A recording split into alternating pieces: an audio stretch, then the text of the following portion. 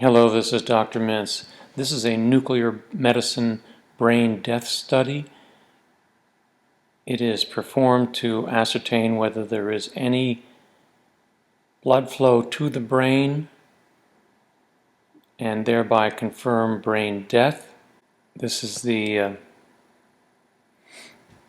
initial phase performed first in a posterior projection and then subsequently in an anterior direction. You can see little hints of the vascular flow in the neck, very brief. Delayed images have been obtained, and this is posterior view.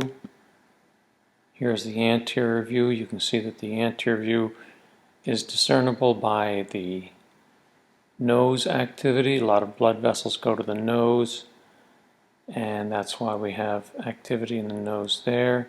Here you can see a little bit of an outline of the maxillary sinuses. But what you don't see is activity in the region of the brain. So this whole cranial vault has basically no activity. The little bits of activity around the perimeter are just spilling over from the activity in the adjacent soft tissues and bone. And these are static views obtained at 30 minutes. This is anterior, this is posterior, this is right lateral, and this is left lateral.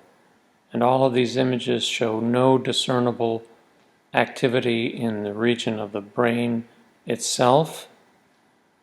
And so this confirms brain death. And again, the patient can have brain death and the heart can still be beating, and they could have intact reflexes as well. But this test is the definitive study for brain death from an imaging standpoint.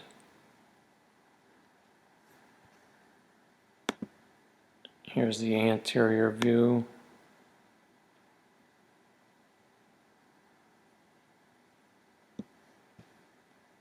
And here are those initial views again to give you the overall view of. Here you have the initial view right during the injection, and that's why we see activity going up the neck, and then we see the head activity. Slightly delayed activity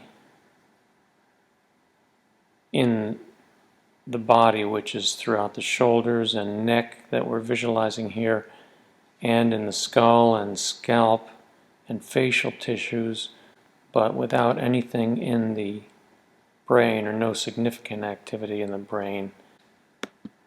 And here's the frontal view.